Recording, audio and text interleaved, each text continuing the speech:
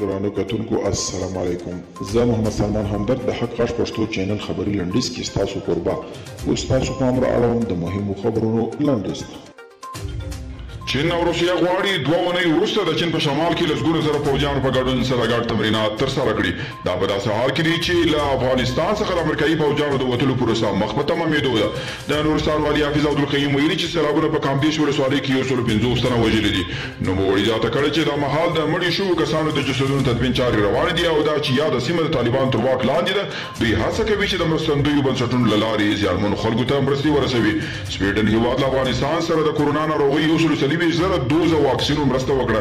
د روغتیا وزارت د چارواکو په وینا دا واکسین د استرازینکا کمپنۍ تولید کړی دی او سر له راتلونکي اونۍ به هغو کسانو ته چې د استرازینکا واکسینو لومړی دوز ورته تطبیق شوی وي د دوهم دوز په بڼه تطبیق پیل شي.